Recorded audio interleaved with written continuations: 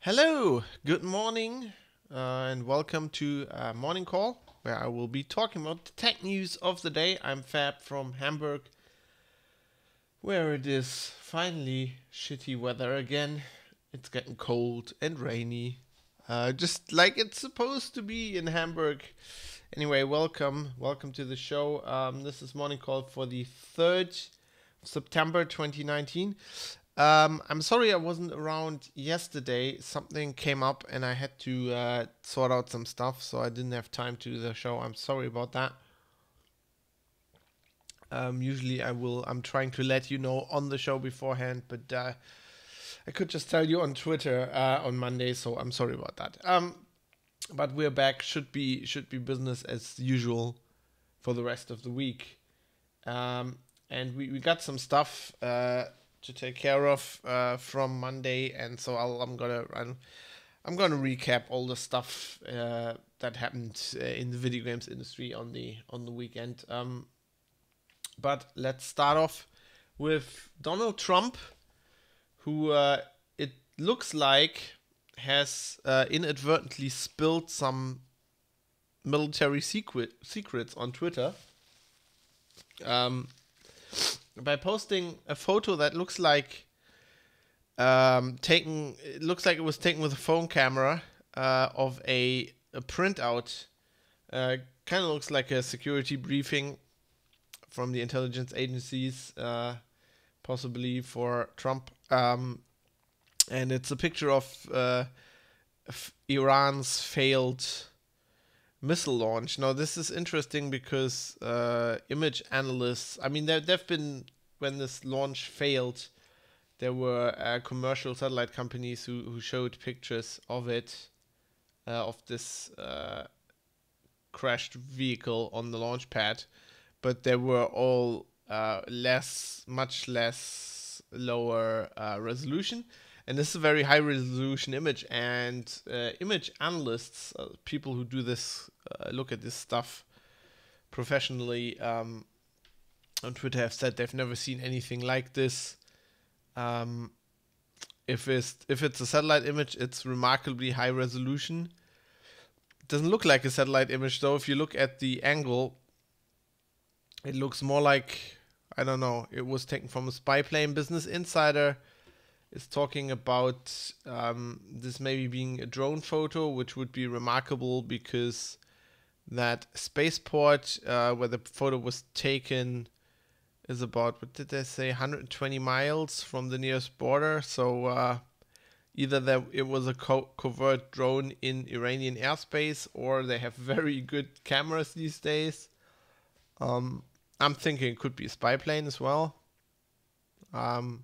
Anyway, it's interesting that Trump tweeted about this. As the story points out, he is within his rights as the president to just basically declassify things. I guess posting them on Twitter does count, but it's usually not something that is done, especially not as a throwaway gesture like this. They point out that in the past, presidents have done this kind of thing in a calculated way, like in the Cuban Missile Crisis, for example. But this looks less calculated, especially because it doesn't look like if the actual image that was tweeted was prepared to be tweeted. It looks like somebody took a photo of the thing with a phone camera. Possibly Trump himself. I don't know. Thought that was interesting though. Man, it's autumn, right? Can these allergies please go away? That would be nice. Give me a second.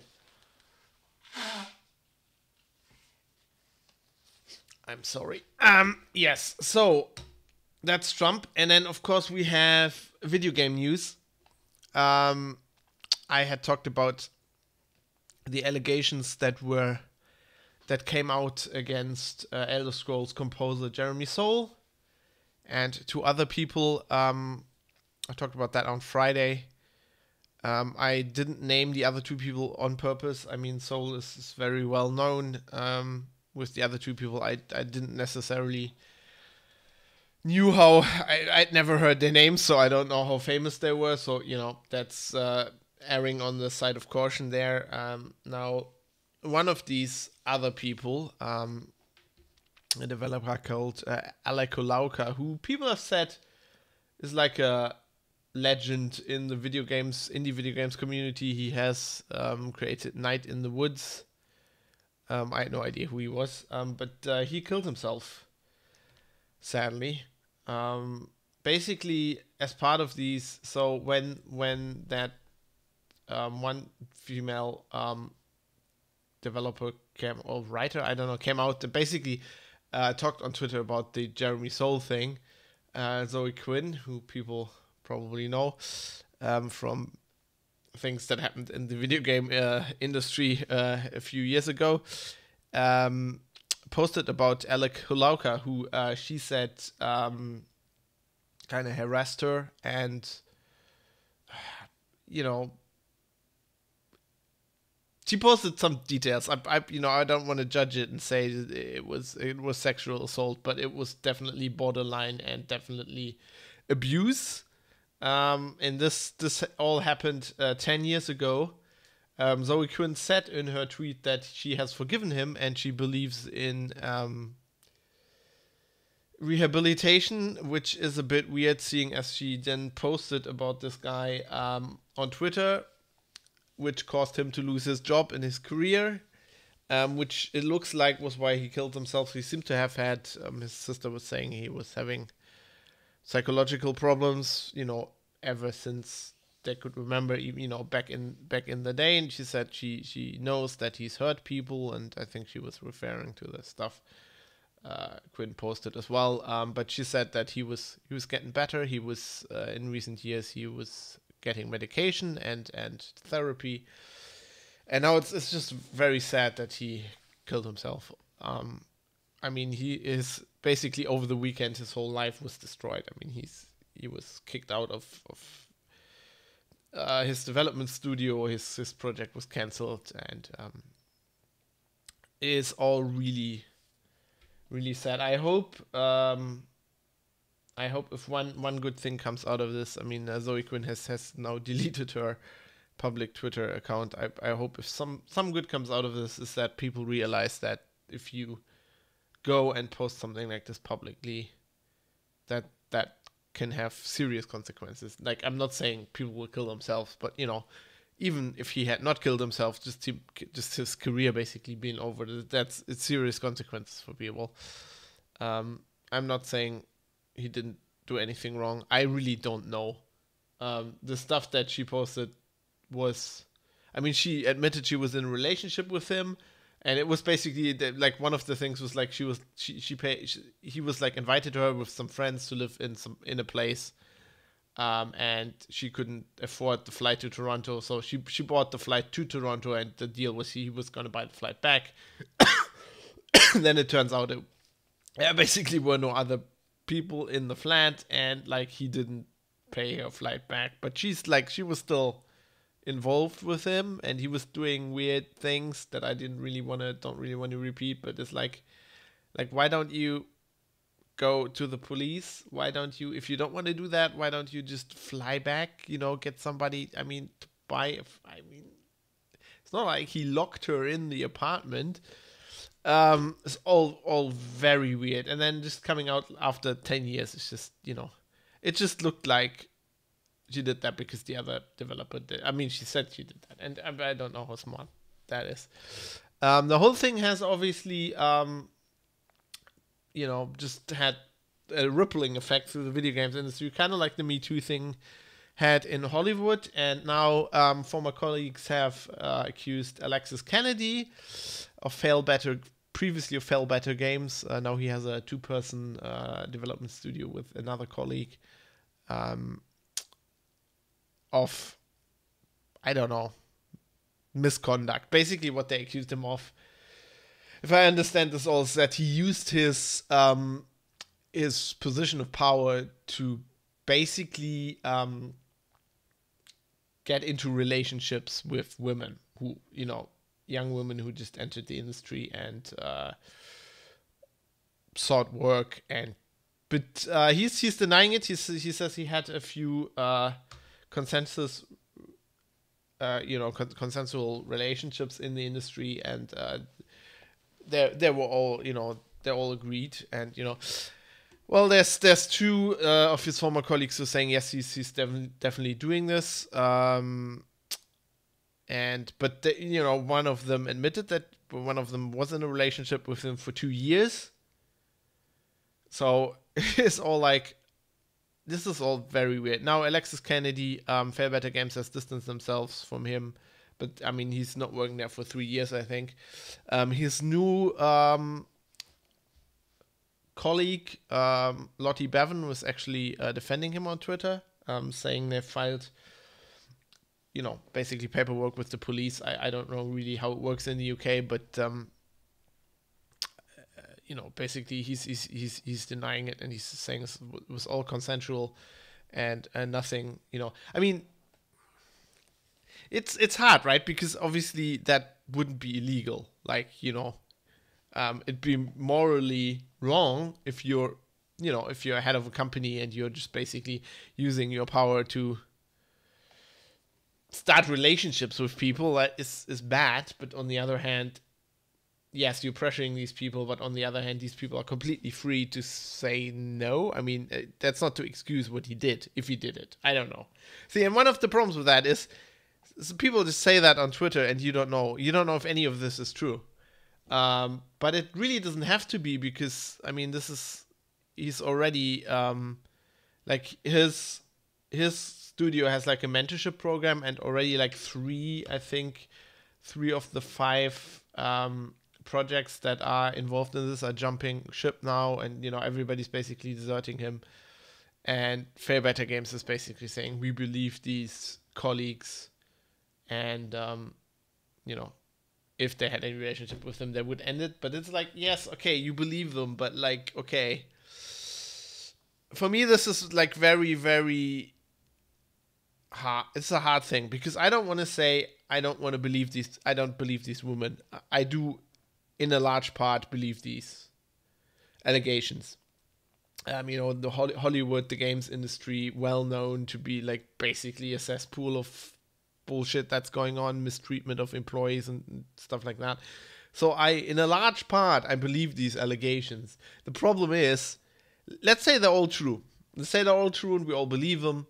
The problem with this is, it is very easy. I mean, for me, I don't know how other people like on Twitter can't see this, but for me, it's very easy to see that. Let's say all of this is above board, all of this is right, and we believe these, and we shun these people, and we cancel their projects. It's very easy to see how that could be misused, by someone who will just perpetuate unfounded allegations against somebody else. Who basically is very hard to, in this case, it's very hard to prove it didn't happen. It's always hard to prove something didn't happen, which is why in court you have to prove that something happened. But on Twitter it's enough. And like I see these things, like if you go through this, okay, so this is a Twitter thread. This is Lottie Bevan. She's his business partner. Weather Factory is there as their development studio, right? And she was like, okay, we filed with the police. And then there's people saying that's very strange, because the police don't get involved with civil issues like this, and libel, you have to speak to a solicitor, which I don't really know if I buy that, because I'm not sure this is a civil issue. Because what they accused him of could be construed as accusing him of a crime. I mean, some of these allegations were vague. They could be understood as, he's basically abused people, which I would think would be accusing somebody of a crime, which, if somebody accused me of a crime and I didn't do it, I think that would be a matter for the police, but I don't understand. I don't know. And that's not the important thing. The important thing is, so there's a guy basically, I think I'm on the wrong thread. Let me just try and find the right one. Oh yeah, I was just a bit above. So basically, she was defending him, and then there's somebody saying, okay, let's just play devil's advocate, right? It could be that somebody's just trying to destroy his business, unlikely, but not impossible. And then he says this guy is just a random Twitter account, might be a troll. I don't care, but the troll has a good point. Sometimes trolls have good points. The good point being, remember, innocent until proven guilty. It's the standard for a reason. And then this guy who's basically attacking Kennedy and whatever says, blah, all these accusations coming out, blah, blah, blah. And then I give the benefit of the doubt. But, you know, why isn't that, like, God, did I delete tweets again? Shit, I hate this stuff. You basically have to screenshot everything because people are just deleting tweets. Wait. Basically, so the thing I read was like, this one guy said, okay, innocent until, oh yeah, no, I found it. Here we go. Okay. Just, no, nobody deleted anything. I checked it back. I'm sorry. It's Twitter threading his shit. Anyway, so basically the guy said, you know, innocent until proven guilty. The troll said that it's the standard for a reason, and this other guy says innocent until proven guilty is the standard in courts of law, not social situations. The standard in social situations is as best as we can tell. As best as we can tell, unless Alex is the victim of a vast conspiracy, including most of his former coworkers, he's badly fucked up. To be honest, this is this guy is dumb because it doesn't have to be a conspiracy. You know, somebody to say, well, he's this guy, and then other people pile on because they never liked him, doesn't have to be a conspiracy. But that wasn't my point. My point is, what he is saying is basically what's happening in society right now. So the guy says, I'm innocent until proven guilty, and he says, well, we're not in a court of law. You know, this is a social network, social situations. Basically, as best as we can tell. Yeah, as best as we can tell, the guy's guilty. You know, 2 people came out and said he's guilty of something, so we should ruin his life and his career. I mean, think about what you're doing there. The problem is, I personally, if I read all of this, I'm inclined to believe these women as well, or whoever. Like, if you read this and like there are 2 or 3 people coming out, it's realistic to think they have a point. Personally, I think that they have a point, but we have to see the bigger picture here. If we create a society where basically some people, just 2 or 3 people, can post like incidental stories on Twitter, and that is enough over a weekend to basically ruin somebody's career. I mean, you can't see the problem with that. You can't see, like... And the bad thing about this is that, the really bad thing is that, yes, this will hit some people who deserved it. But I mean, I don't want to live in like a revenge society where that's the case. I think if somebody has done something that is against the law, then he should have a trial in a court of law. And if we have laws, the argument you can make here is that our laws are not adequate enough. That things happen to women in not only women, but largely women in vulnerable positions by powerful men that should be punished. But they shouldn't be punished on Twitter. And if our laws are not good enough to have justice done, then we need better laws. We don't need Twitter lynch mobs where people go and kill themselves, because this is gonna lead to some very evil shit. And if you believe, the problem is all these people that are on Twitter and they're going, yeah, let's hound the guy and whatever. They think they're doing the right thing, but what they don't understand is, yes, that maybe in this case it was justified, and maybe in some other cases it was justified. But in the end, especially people who are above board, normal people are all vulnerable against this, and it doesn't take a conspiracy. It just takes one person to fuck somebody over, and it's not like that has ever happened before. I mean, come on, we all know relationships, right?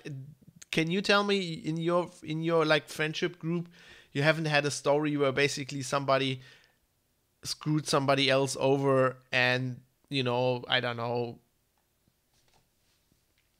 Just think back to school, you know, basically screwed around with somebody else's girlfriend, and then, you know, somebody just retaliated by telling lies and basically destroying his place in the friendship. Like, haven't you, like, and that's not something that only happens in schools. Like, this is something that happens everywhere. So anyway, I just think we need to be really careful about these things, and possibly we need better laws about this shit. You know, if this shit is happening, it should be exposed, but it needs to be exposed in a responsible way. Anyway, let's not rant about that. That's just depressing.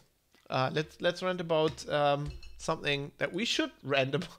I can't even rant about this anymore. So the other news from the video games industry over the weekend is that Squadron 42 is delayed to Q3 2020, which I can't even rant about this anymore.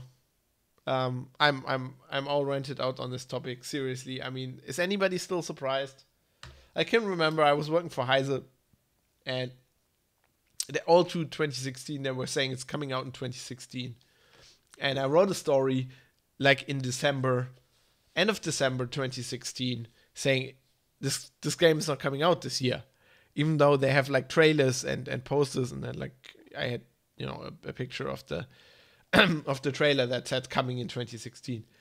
And I shit you not, I was personally attacked on the internet, which, you know, I'm not surprised that I can take, but people were saying, well, the year isn't over, it might still come out in 2016. Fast forward, we got 2019, it's not coming out this year. So I just find that hilarious these days. Lynch mobs on Twitter reminds me of the Middle Ages. Pranger, says Galtarian. Yeah, it's kind of the same thing, isn't it? Like people throwing shit at other people. Yeah. It's just, you know. Speaking of lynch mobs, I had, you know, on the Star Citizen, the most shit I ever got for writing about stuff was like about Star Citizen. I get, you know, people just saying he needs to be fired, writing to my editor-in-chief. It's just hilarious. And I just love, you know, so if this is a story on Eurogamer, and of course they have a Squadron 42 cinematic teaser, and it's like, I can tell, you know, they have the teaser down, you know, that looks like a game. You know, Gillian Anderson, they did all the motion capturing, you know, Mark Hamill, Gary Oldman. I mean, there's Mark Hamill. All that will just go to waste. Oh, God. Yeah, well, that's not going to happen. Well, it won't happen before at least Q3 2020. So we'll talk then. If you have an Apple Watch, and if your Apple Watch is just like cracking and the screen's falling apart, some good news for you. Apple has a replacement program now for the aluminum models of the Apple Watch 2 and 3, which are falling apart. In some cases, they have this symptom where basically a crack along the edge of the case develops, and then it basically, it's some kind of stress thing. If it keeps going, the glass will just pop out. And Apple and their authorized service providers are replacing these free of charge. Thank you very much, Apple. Whenever I read stories like this, I think of them like basically when the Apple Watch came out, all these Apple blogs were like, oh, the Swiss watch industry is doomed. And I can, I think, I believe that Omega and Rolex and Patek Philippe, they have this club, right? The CEOs, where they probably meet somewhere in Geneva, probably on a lake, They have this really old, leather furnished room, and then they all meet on, I don't know, Friday evenings, drink cognac, smoke cigars, and laugh at these news out of Apple whenever something like this happens. Hilarious. Speaking of Apple, another thing that happened on Friday, basically. So Friday is always weird for me because often I say Friday, on Friday show I say there's not that much happening. But the problem is that's, just in the morning. Sometimes stuff happens on Friday and then I have to wait to basically 3 days till I can bring it to you. And then when I don't have a show on Monday, like this week, it's even worse. But we nonetheless have to catch up on some stuff. So one of the important things was Google's Project Zero. So they're 0-day hunters. They're like their crack software security analysts have posted a very interesting blog post about a campaign they discovered earlier in the year. Of basically, they're not saying who it was and who they targeted, but these were basically websites that were using several 0-day, so undiscovered security vulnerabilities in several versions of iOS to install surveillance software on the phones. And they're saying, probably $2-3 million worth of exploits if they bought them. I'm not quite sure, but they were very, quite expensive. So this sounds like, if you read between the lines, it sounds like it was a campaign against civil rights activists. They refer to another case that happened, I think last year in the United Arab Emirates. So it might be somewhere in the Middle East, but we don't know. Could be China as well, or Iran. Who knows? Could be anywhere really. But the important takeaway here is that it's not about the fact that yes, there's some expert chains they're using against dissidents, but the fact that there are exploits out there for iOS, and that the common wisdom that a lot of my colleagues in the press always write about, that with an Android phone you have to be pretty careful if you're on the web, and there's some random websites and they could install stuff on your phone. That really doesn't apply to iOS because there aren't really, historically haven't been these exploits. That really isn't true. There are exploits, they might be expensive, but we all know these always get cheaper.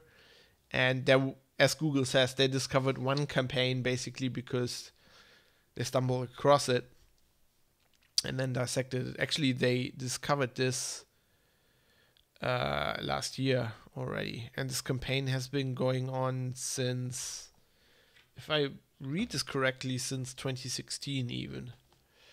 But basically, there are security vulnerabilities in all operating systems and also in the iPhone. And Apple's whole, I mean, they're smart enough to not say we're more secure directly, but they kind of perpetuate this understanding that they're more secure. And people just need to be aware that, even if you have an iPhone, there is also a risk. You could be hacked, and it's not only people who go after dissidents, but these exploits trickle down, and at some point it's just the people who try to, install some kind of ad-clicking malware or some other stuff, which is not something, you don't want any of this on your phone. So just be aware.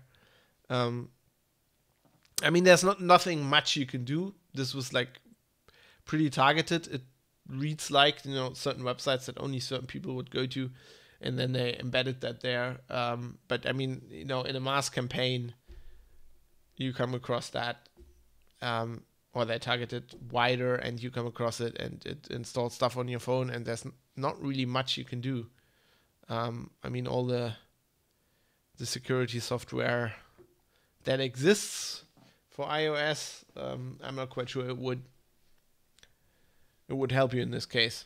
Because, I mean, you have a 0 day, pretty much all bets are off. But I think it's just, generally it pays to be aware of that. Just, you know, it's good if you don't feel invulnerable. And I'm a bit of a, I don't know. I wouldn't call myself, you know, an Aluhut, as we say in Germany, somebody, you know, tinfoil hat person, but I'm on the spectrum. I'm a bit further in the direction of tinfoil hat than most people, and maybe even most of my colleagues who write about securities. Just the stuff I've seen, and it just, I think, generally pays to be aware. Oh man, I got more spam people. Can I block these? Damn. Yes, I want to block that guy. Does that also delete all of his crap? Oh, probably I want to ban him too. Just push all the buttons. Ban hammer, go away with your fucking spam. Anyway, last story for today. Just a quick one that made me chuckle. FreeBSD, Golem is reporting FreeBSD is switching to Git from Subversion in 2019. So it looks like the FreeBSD developers have finally, you know, gotten past their prejudice that Linus Torvalds, of course, invented Git, and have gone with the times and are now using Git like everybody else. Because, I mean, Subversion in 2019, seriously, I just thought that was funny.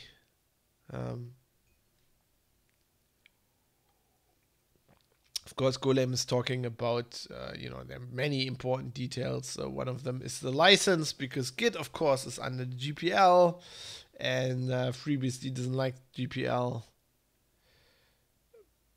But they might want to switch again. I don't know what if.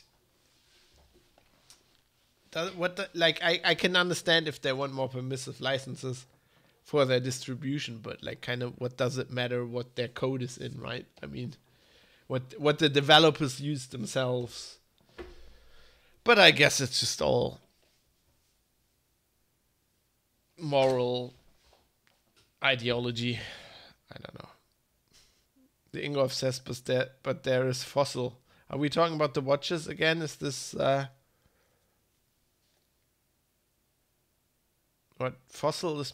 Fossil? Oh, you're not talking about Fossil, the watch company. What the heck's Fossil? Is that a version control? It says it's BSD licensed. It seems like it. Fossil version control. Wow, 13 years old. Never heard of it. Fossil is a distributed version control system, bug tracking system, and wiki software. Created by D. Richard Hipp. Is that the guy with the baby food? Who's D. Richard Hipp? Oh, interesting. He authored the Lemon Parser Generator and CVS Track. The latter became the inspiration for Track. Okay. Well, I've learned something today. Thank you, Ingolf. Thank you, chat.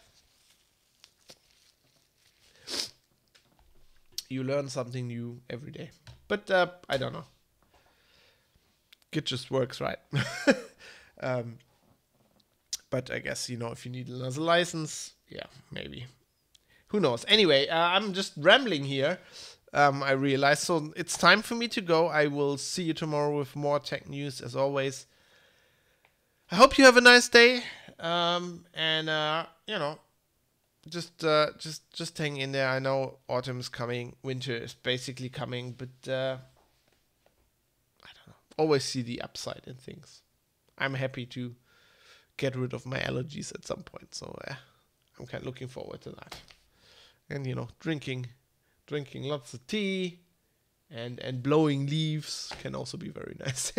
Anyway, have a nice day. I'll see you tomorrow. Until then, toodle pip.